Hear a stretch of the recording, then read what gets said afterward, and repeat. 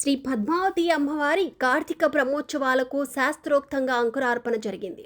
తిరుచానూరు శ్రీ పద్మావతి అమ్మవారి కార్తీక బ్రహ్మోత్సవాలకు ఆదివారం రాత్రి శాస్త్రోక్తంగా అంకురార్పణ జరిగింది. సాయంత్రం 6 గంటల నుంచి రాత్రి 8:30 వరకు పుణ్యాహవచనం, రక్షాబంధనం, ఆలయ 4 మాడవీధుల్లో సేనాధిపతి ఉత్సవం నిర్వహించిన తర్వాత శాస్త్రోక్తంగా అంకురార్పణ ఘట్టం నిర్వహించారు. అంకురార్పణ ఘట్టంలో ముందుగా భగవంతుని అనుజ్ఞ తీసుకొని షోడశోపచారాలు సమర్పించారు. సమస్తమైన విఘ్నాలు తొలగించేందుకు విశ్వక్షేషణ ఆరాధన నిర్వహించారు. ఆ తర్వాత స్థలశుద్ధి, ద్రవ్యశుద్ధి, శరీర శుద్ధి, ఆత్మశుద్ధి కోసం పుణ్యాహవచనం చేపట్టారు. పుణ్యమైన మంత్రాలను పఠించి కలశంలోని నీటిని శుద్ధి చేయడానికి పుణ్యాహవచనం అంటారు.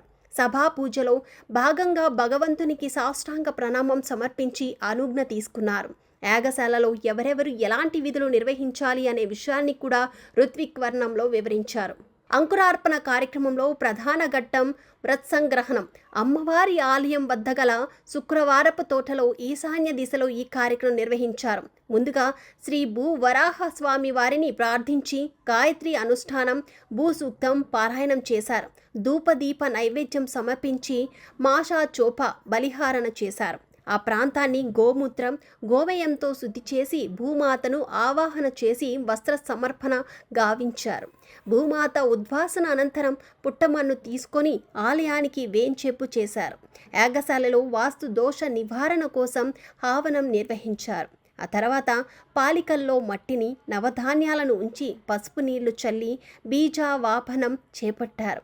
అనంతరం నివేదన, బలిహారణ, నీరాజనం, మంత్రపుష్పం, తీర్థ ప్రసాద గోష్ఠి నిర్వహించారు. ఈ కార్యక్రమంలో TTD EO Shri Anil Kumar Singhal, JEO Shri V Veerabrahmam, CVSO Shri KV Muralikrishna, ఆలయ డెప్యూటీ ఈవో శ్రీ హరీంద్రనాథ్, ఆలయ అర్చకులు శ్రీ బాబుస్వామి, అర్చకులు, పలువురు అధికారులు, భక్తులు పాల్గొన్నారు.